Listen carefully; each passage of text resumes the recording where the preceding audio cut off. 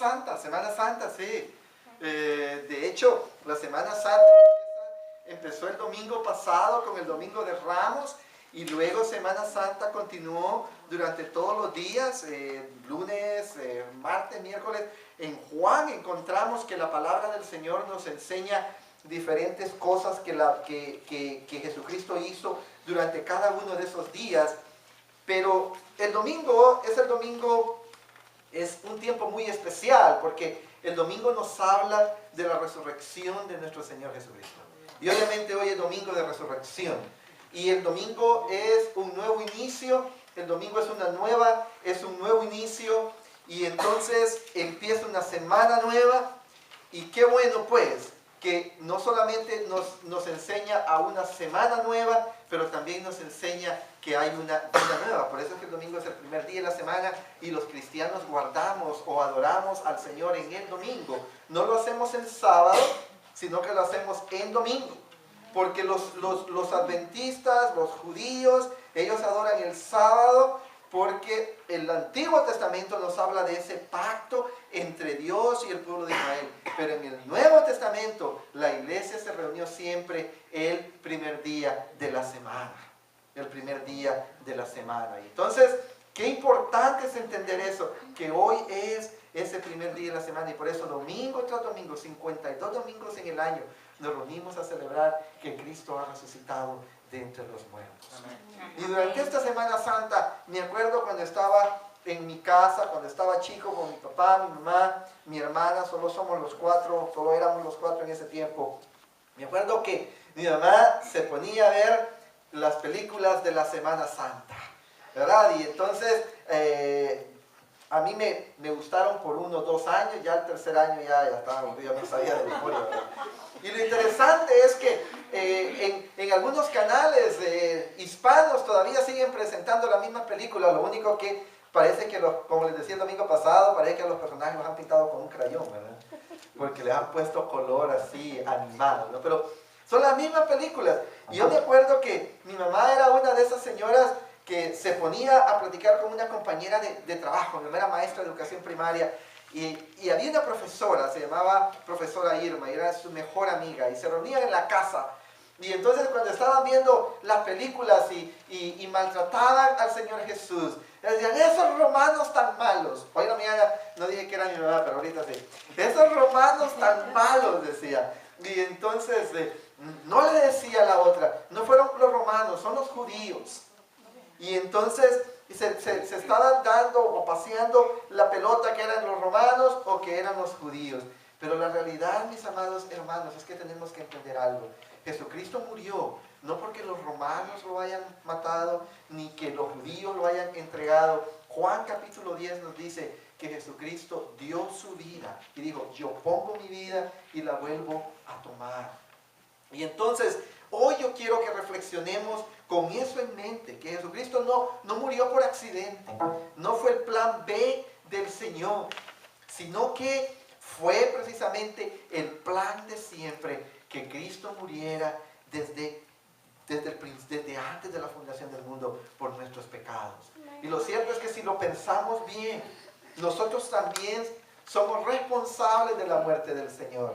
Porque no solamente los romanos quienes lo clavaron y los judíos quienes lo entregaron, sino nosotros también, porque Cristo puso su vida no solamente por los pecados de ellos, sino por los pecados de cada uno de nosotros, para que cada uno de nosotros hoy pudiera tener la oportunidad de ser hecho hijo de Dios. Y miren ustedes que hoy vamos a reflexionar en Hechos capítulo 13, versículos 26 al 47. El apóstol Pablo está aquí en su primer viaje misionero. Han salido de Antioquía, pero de la otra Antioquía de Asiria. Y han hecho un viaje relativamente breve en distancia, pero han pasado algunos años, probablemente 2 o 3, algún tiempo pues entre esto. Algunos autores dicen 2 o 3 años, otros dicen 1 año y medio. Lo que sea es un tiempo ahí. Y han llegado a un sitio que se llama Antioquía de Pisidia. Y en esta ciudad, Pablo siempre cuando entraba a un sitio, entraba a evangelizar, a presentar el evangelio pues a los judíos y a los temerosos de Dios. Ese era su primer grupo, ese era el primer sitio a donde él iba. Y aquí en Antioquía de Pisidia no es la excepción. Pablo va a visitar precisamente ahí a los judíos en la sinagoga y a los temerosos de Dios. Temerosos de Dios eran gentiles que eran amigos del judaísmo, pues. Cornelio en Hechos 10 era uno de esos. Pero miren ustedes que aquí en Hechos, en el capítulo 13, en el versículo 23, encontramos esa idea tan clara de por qué Jesucristo sufrió. Dice, de los descendientes de este, conforme a la promesa, Dios ha provisto a Israel un Salvador que es Jesús. Miren ustedes que Pablo claramente le dice, Dios le ha dado a Israel un Salvador. Es el Mesías que él había prometido. Juan lo presenta de otra forma. Juan dice, a lo suyo vino. Y precisamente eso es lo que está diciendo Pablo aquí.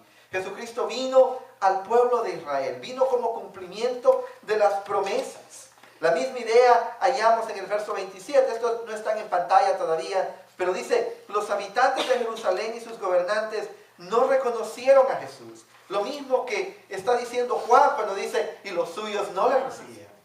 O sea, no es que no lo conocieron de decir, oh, este es Jesús. No lo reconocieron como el Cordero de Dios, como decíamos el domingo pasado, que vino a morir en la cruz del Calvario para quitar el pecado de nosotros, de la humanidad. Pero miren ustedes, en ese mismo verso 27 dice, por tanto al condenarlo cumplieron las palabras de los profetas. En otras palabras, pues, todo lo que le ocurrió a Jesucristo fue profetizado en el Antiguo Testamento, fue anunciado de antemano, fue en cumplimiento de las promesas de Dios. De hecho, en el versículo 29 se nos dice exactamente lo mismo. Después de llevar a cabo todas las cosas que estaban escritas acerca de él, lo bajaron del madero y lo sepultaron. Miren ustedes, después de llevar a cabo, ¿qué? Todas las cosas que estaban escritas de él. En otras palabras, pues, Jesucristo no fue víctima de un asesinato. Jesucristo no fue víctima de una pandilla. De hecho, Jesucristo entregó su vida de acuerdo a las promesas del Antiguo Testamento que sobre él se habían hecho. Y entonces, señores, hoy yo quiero que reflexionemos en este pasaje, entendiendo eso, que reflexionemos que así como Jesucristo tenía que morir, así Jesucristo tenía que resucitar también. No se iba a quedar en la tumba. Y hay 4 cosas que hoy quiero que aprendamos sobre la grandeza de la resurrección de nuestro Señor Jesucristo. Y la primera de ellas es, como está en pantalla, la realidad de la resurrección. La realidad de la resurrección. Hay muchas personas que hoy en día dicen que la resurrección es una leyenda o que es un invento. Pero no puede ser. No puede ser por algunas razones. La primera de ellas es porque cuando el Señor Jesucristo murió y luego fue enterrado en la tumba, pusieron una piedra enfrente para que no saliera y pusieron guardias romanos ahí. Así que, en primer lugar, los judíos no se hubieran robado el cuerpo, porque ¿para qué se lo iban a robar? Si los judíos lo que querían era que ya no existiera Jesús. Por eso buscan crucificarlo, ¿no? Por eso le dicen a Pilato, crucifícalo, Barrabás o Jesús. A Jesús crucifícalo, danos a Barrabás. Porque ellos no querían saber más de Jesús. Así que los judíos no se podían haber robado el cuerpo. Los discípulos menos. De los discípulos se caracterizaban por ser cobardes. Pedro lo niega. No lo niega una vez, no lo niega 2 veces, lo niega 3 veces. Y luego Judas es quien lo entrega y en vez de ir y enfrentar su realidad va y se suicida. Y luego nos habla que todos los demás discípulos huyeron. De hecho, a la hora de la cruz, solo un discípulo estuvo ahí, y fue Juan. Pero había muchas mujeres también a la hora en la cruz. Por eso es que es muy bueno, hermanas, saber que las mujeres siempre han sido muy valientes cuando se refiere sobre Jesucristo. Al punto que ustedes saben que las primeras que escucharon de la resurrección de Jesús fueron las mujeres. Y en ese tiempo, el testimonio de las mujeres no tenía validez. La sociedad no le daba validez. Pero fueron las mujeres las primeras, porque ellas muy temprano en la mañana, dice que estaban listas para ir al sepulcro. Y fue cuando encontraron la tumba vacía. Y más aún, cuando nos habla de la tumba vacía y las mujeres ahí, nos recuerda algo, nos recuerda que entre más cerca estamos de la muerte con Cristo, más cerca estamos de la resurrección con Cristo. Así como las mujeres fueron las últimas verlo en la cruz, así fueron las primeras de verlo resucitado. Entre más cerca estamos con Cristo en su muerte, más cerca estamos con Cristo en su resurrección. Pero sigamos porque es importante entender algunas cosas. Dice que Pedro entró, en otro de los relatos, dice que Pedro entró y vio. ¿Y qué vio? Vio todas las especies aromáticas ahí y vio un lienzo que estaba puesto aparte. En otras palabras, pues, nadie se había robado el cuerpo, sino que obviamente el cuerpo había salido ahí milagrosamente y había dejado todas las cosas, todas las especies aromáticas ahí en la forma del cuerpo, pero no había cuerpo adentro. ¿Me están siguiendo? Otros dicen, oh, la resurrección no ocurrió, los discípulos se lo inventaron. Hombre, ¿ustedes creen? Todos estos discípulos, Juan fue el único que murió de viejo, pero todos los demás discípulos murieron como mártires.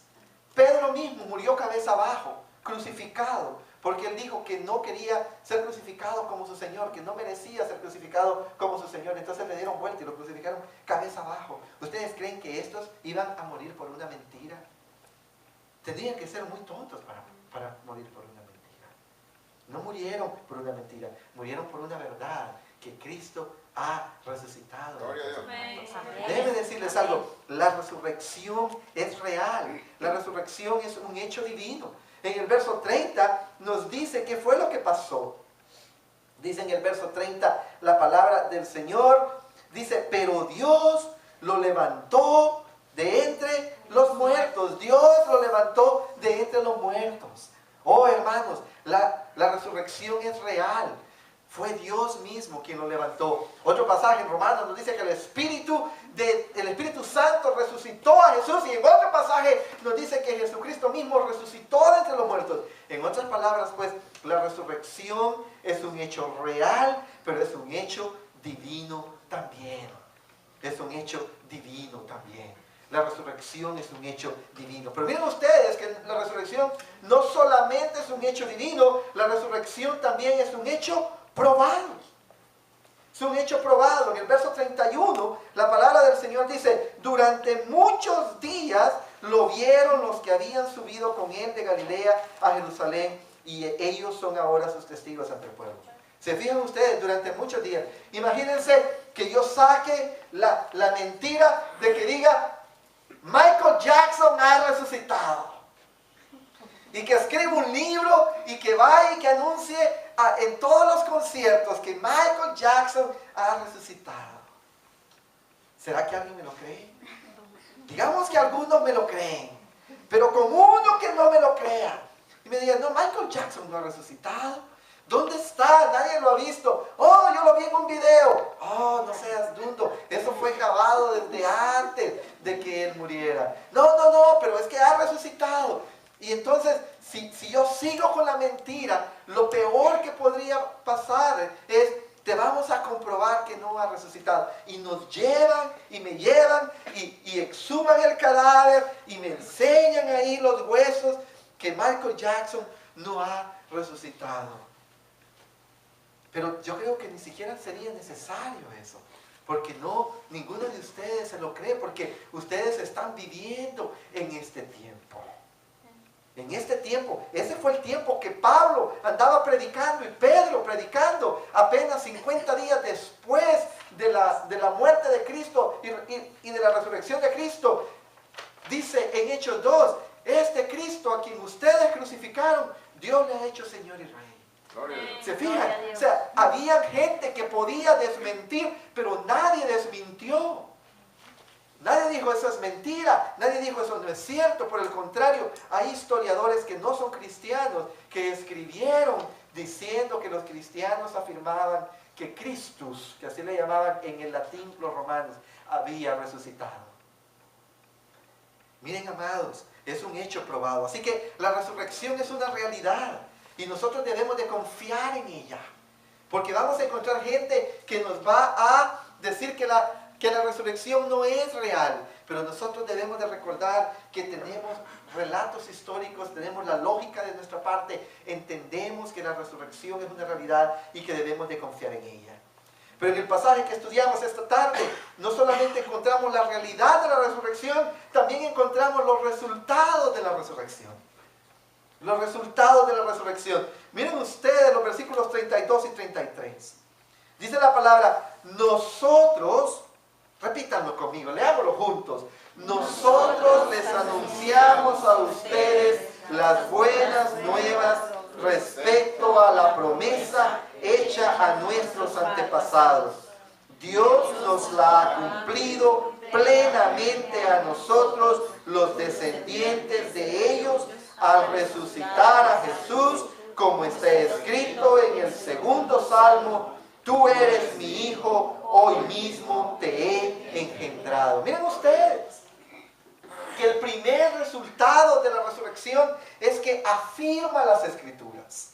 Muchas veces, ya en la primera parte dijimos qué cosas prueban la resurrección, pero ahora veamos las cosas que la resurrección prueba.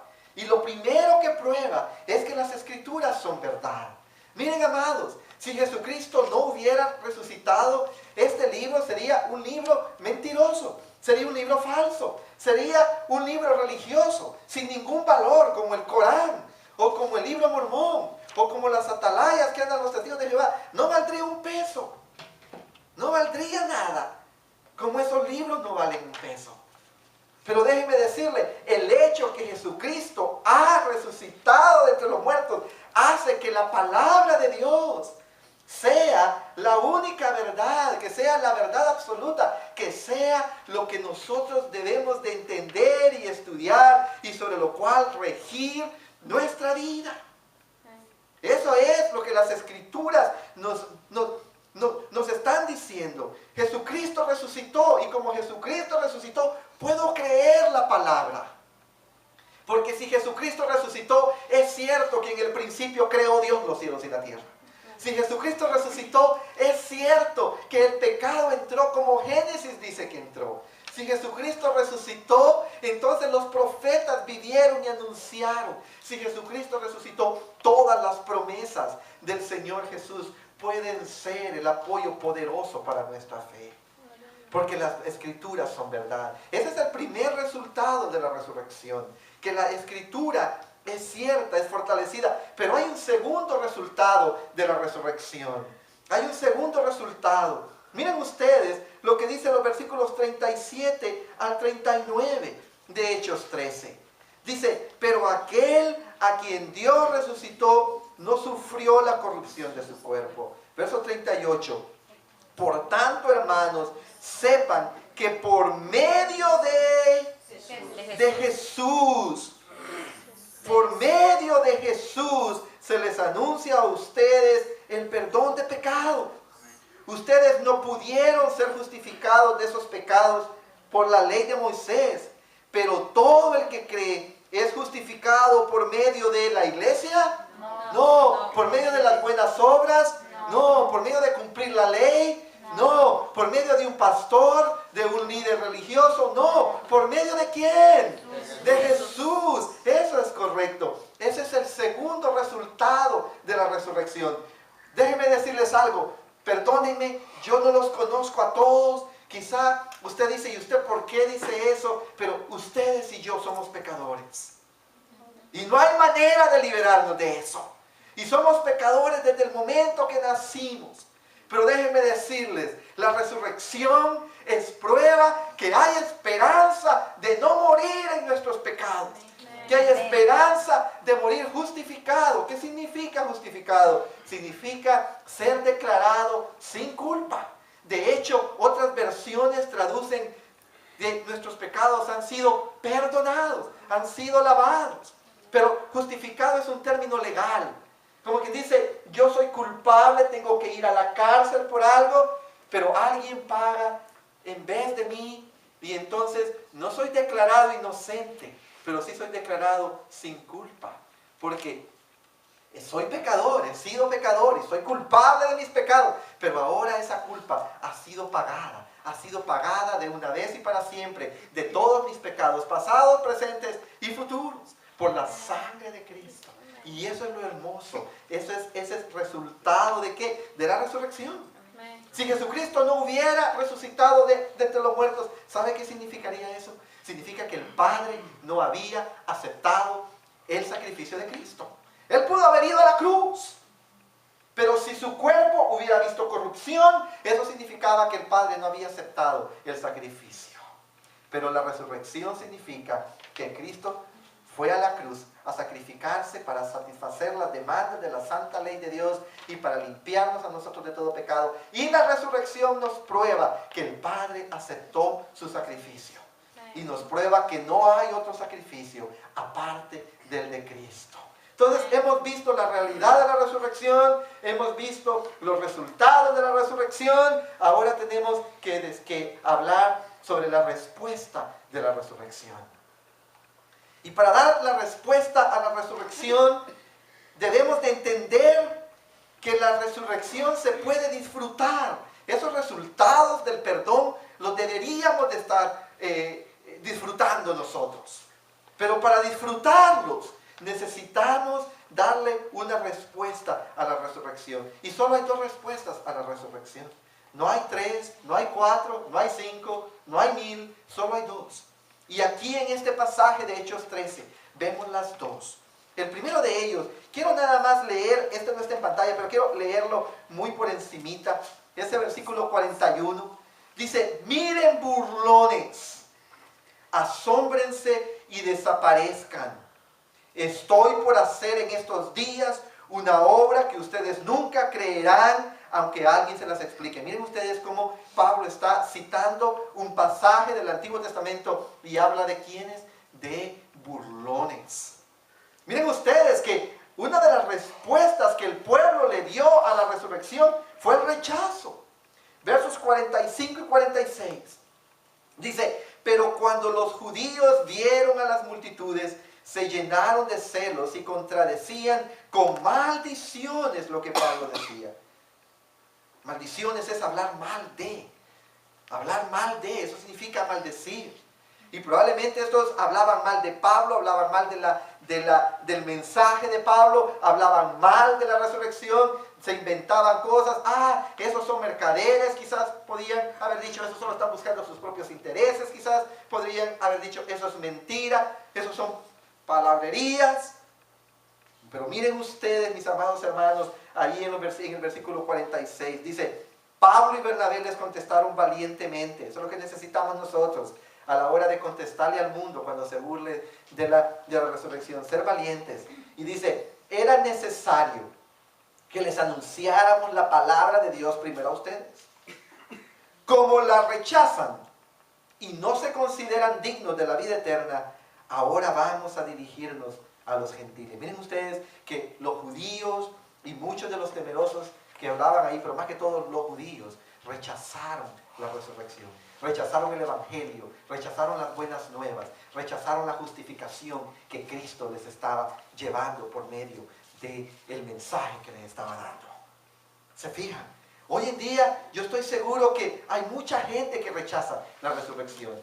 Ojalá que entre nosotros no haya nadie que esté rechazando el mensaje de la resurrección. Y quizás usted me diga: pastor, ¿pero qué acaso no está viendo que estamos aquí? ¿No significa acaso eso que no estamos rechazando el mensaje? Amigo, amiga, no necesariamente. Puede ser que estés aquí y que estés rechazando el mensaje de la resurrección. Porque el mensaje de la resurrección es un mensaje de perdón. ¿Te has arrepentido de tus pecados? ¿Has pedido perdón por tus pecados? ¿Has entregado tu vida a Cristo? Si no lo has hecho, todavía estás rechazando el mensaje. Es decir, pero pastor, yo no lo he rechazado. Mire, es que déjame decirte algo. Si yo vengo aquí y te digo: ¿sabes qué? Te quiero invitar a un restaurante a comer. Te quiero invitar a comer. Y tú dices: ok, voy a ver. Lo digo mañana, lo digo pasado, lo digo miércoles, y nunca me llamas. Quizás no estás aceptando la invitación, quizás no me estás diciendo no, pero sí estás rechazando la invitación, ¿cierto? Estás rechazando la invitación. Y la estás rechazando quizá porque crees que te estoy invitando porque yo voy a cocinar. Y déjame decirte, si yo supiera que yo voy a cocinar, yo tampoco iría. ¿Ok? O puede ser que tú creas que no te lo estoy diciendo en serio. Y hay mucha gente que así cree. Jesucristo está haciendo el llamado para que vengas a Él y te entregues a Él. Él murió y resucitó y está sentado desde el Padre para interceder por nosotros. Pero mucha gente, en vez de correr a Cristo, a pedirle perdón por sus pecados, a entregarle su corazón a Cristo, está parado. Y déjame decirte algo, no hacer nada es una decisión también. Es la decisión de no hacer nada. Si yo miro que están asaltando a alguien en la calle, no necesariamente tengo que ir yo a asaltar a la persona. Si yo no hago nada, he decidido no hacer nada. He decidido que el asalto está bien. ¿Estás conmigo en eso? Entonces, hay mucha gente que quizás nos rechaza como los judíos, pero rechazamos como los hispanos. Usted sabe cómo rechazamos los hispanos. Nosotros somos muy cordiales y no queremos ofender a nadie. Invitamos a alguien a la iglesia. Sí, puede llegar. Llegó el domingo. Y ustedes saben lo que pasa. Nadie llega. Entonces, no solamente rechazamos la invitación, sino que mentimos al hacerlo, ¿no? Entonces, veamos que necesitamos entender, y ojalá que ninguno de nosotros esté rechazando la invitación de la resurrección, que le estemos dando una respuesta negativa. Pero hay otra respuesta. Miren ustedes la respuesta del versículo 48. Dice la palabra, al oír esto los gentiles eran todos aquellos que no eran judíos. Nosotros somos gentiles porque no somos judíos, ¿ok? Al oír esto los gentiles se alegraron y celebraron la palabra del Señor y creyeron todos los que estaban destinados a la vida eterna. Miren ustedes qué poderosa palabra. Que Dios ha llamado a esta gente y ellos reciben la palabra, se alegran con la palabra, creen la palabra y entonces reciben y la respuesta que le dan a la resurrección es una respuesta de sí. Y ojalá que muchos, y ojalá que todos los que estamos en este lugar le hayamos ya dado una respuesta que sí al mensaje de la resurrección, que es un mensaje de perdón, pero también de juicio. Porque se acuerdan ustedes que dijimos que la resurrección prueba que las escrituras son ciertas. Déjenme decirles algo. Si no aceptamos el perdón que la resurrección nos da, ese mismo Cristo vuelve como juez. Y ante Él toda rodilla se doblará. Amén. Y para esa hora será muy tarde para el arrepentimiento. Entonces, mis amados, hemos visto que la resurrección es real. Hemos visto que la resurrección tiene resultados, la afirmación de las escrituras, la justificación de nuestros pecados. Hemos visto que estamos llamados a dar una respuesta a la resurrección y que ojalá que no sea rechazarla, sino que sea recibirla. Pero déjenme decirles una cosa más. Quizás los que ya somos creyentes de tiempo en esta tarde han dicho, bueno, el pastor predicó sobre la resurrección, pero no predicó para mí hoy. Porque yo ya soy cristiano, ya soy cristiana, yo ya sé que Cristo vive. Yo ya sé que la palabra es la palabra que es cierta y yo ya sé que la justificación es de mis pecados. Yo no la he rechazado, yo la he recibido, yo estoy bien, ok pastor, son las 7:15, ¿están listos para ir? Un momentito, no tan rápido. Porque cada uno de nosotros que somos cristianos, una vez que hemos entendido la realidad de la resurrección, una vez que hemos entendido los resultados de la resurrección, una vez que hemos dado una respuesta de recibimiento a la resurrección, necesitamos entender la responsabilidad de la resurrección. Tenemos la responsabilidad de la resurrección. Y esa responsabilidad, amados hermanos, es hacerla conocer. Nosotros no somos responsables de que la gente se salve. No somos responsables de morir en la cruz, Cristo hizo eso. No somos responsables de resucitar, Dios hizo eso, la Trinidad completa obró en eso. No somos ni siquiera responsables de que la gente venga a Cristo. Usted y yo no podemos convencer a nadie de que sea cristiano. Si yo convenzo a alguien de que me siga a mí, déjeme decirle, esa persona está en más problemas cualquier otro.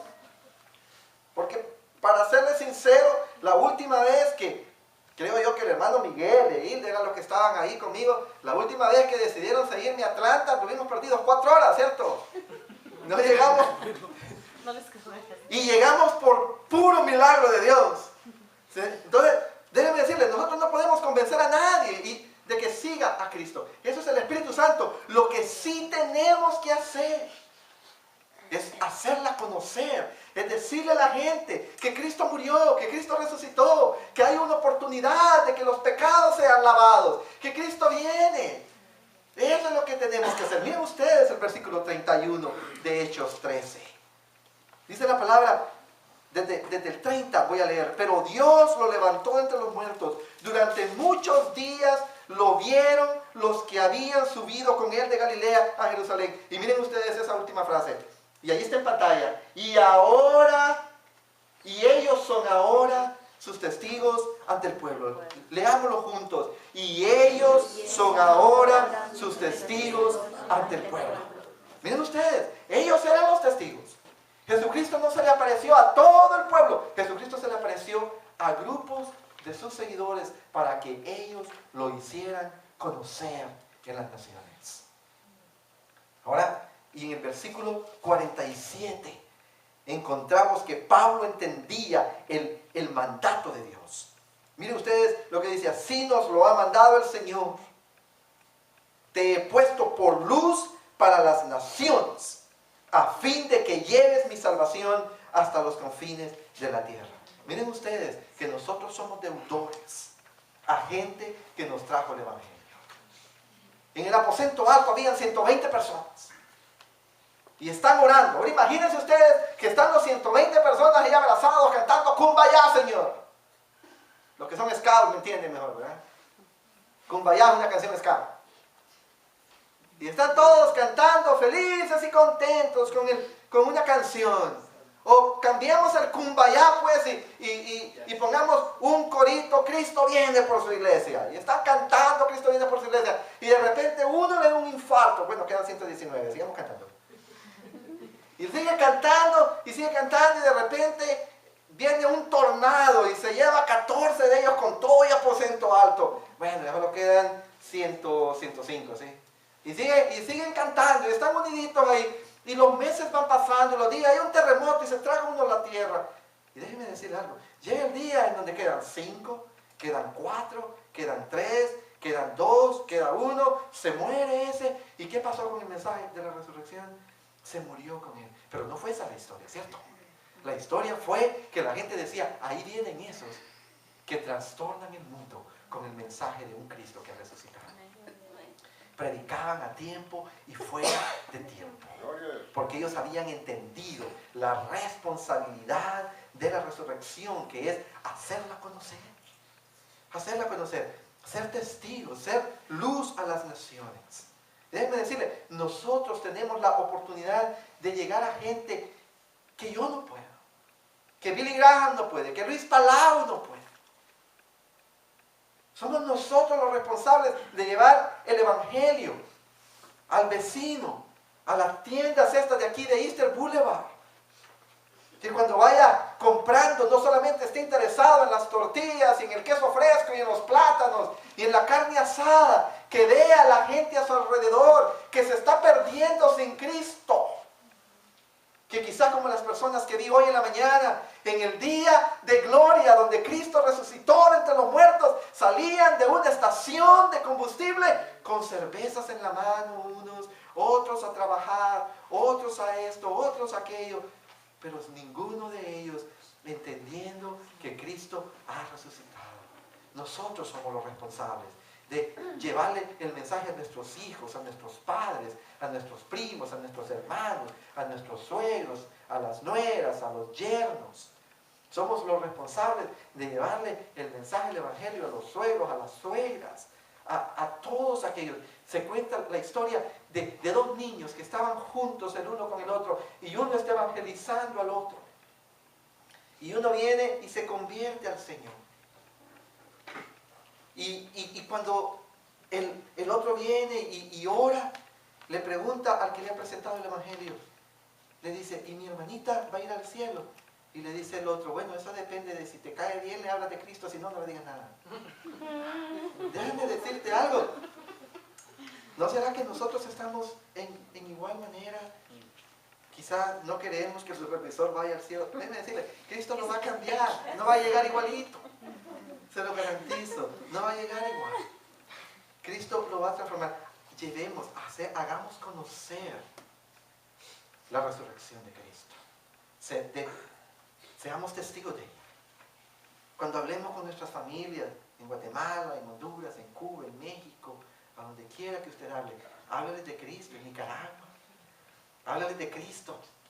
En medio de la conversación sobre el pinol, ¿verdad? Que hablar de Cristo. Deliciosa bebida, por cierto, una de mis favoritas.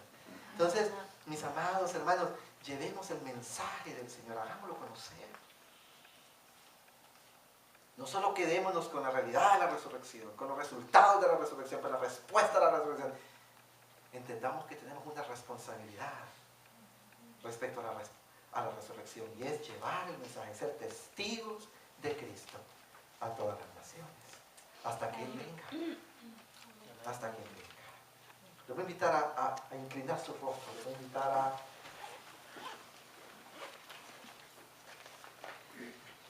cerrar sus ojos y a tener un tiempo de oración. Quizás en esta tarde hay algunos en este lugar que todavía no le han dado una respuesta afirmativa a la resurrección, al mensaje de salvación.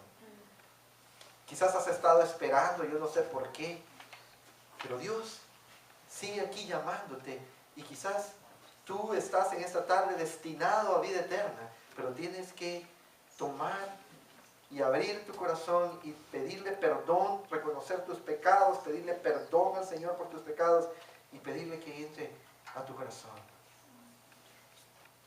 Que te haga de nuevo, que te haga una nueva criatura. Si ese es tu caso, ora.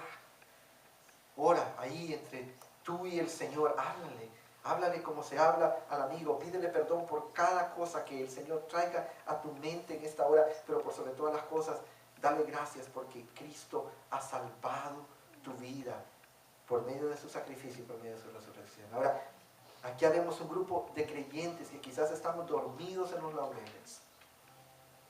Es hora de que nosotros hoy nos comprometamos con el Señor como personas a llevar el Evangelio, a llevar tratados en la bolsa, a invitar amigos, a invitar amigas, a presentarle el Evangelio de Cristo a todos aquellos con quien nos encontremos. A veces no basta con invitarlos a la iglesia, a veces somos nosotros los que tenemos que presentarles el Evangelio. Hagámoslo. Hagámoslo.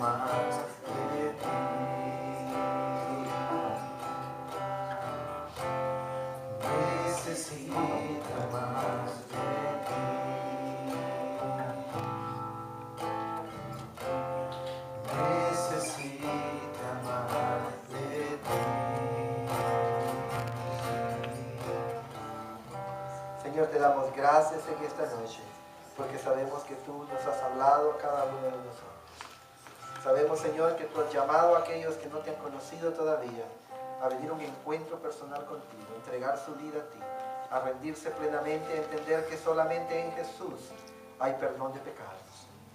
Y a todos los demás, Señor, nos has llamado a que pongamos las barbas en remojo, Señor, a que seamos responsables por los demás, Señor, de llevarles el Evangelio, de hacer conocer que Cristo murió y resucitó por nuestros pecados, Señor, y que aparte de Cristo no hay otra verdad, no hay otro camino, ni hay otra vida, porque Él es quien es, el camino, la verdad y la vida, y por medio del único que podemos llegar al Padre, ya que Él mismo dijo que aparte de Él nadie puede venir al Padre. Gracias, Señor. Padre, mientras nos preparamos para entregar nuestros diezmos y ofrendas y salir de este lugar, te rogamos, Señor, que tu Espíritu Santo nos dé oportunidades de poner en práctica tu palabra durante esta semana, que sea tu Espíritu Santo quien nos ayude a vivir de acuerdo a ella, y que sea tu Espíritu Santo, Señor, quien avive en nuestros corazones el fuego, Señor, el amor, la pasión por ti, por los hermanos y por los perdidos, Señor. Gracias te damos, porque de tal manera amaste al mundo, amaste a cada uno de los que estamos en esta tarde aquí, que diste a tu único Hijo, para que todo aquel que en Él cree no se pierda, sino que tenga vida eterna. Exaltamos y bendecimos tu nombre, Señor. Amén y amén.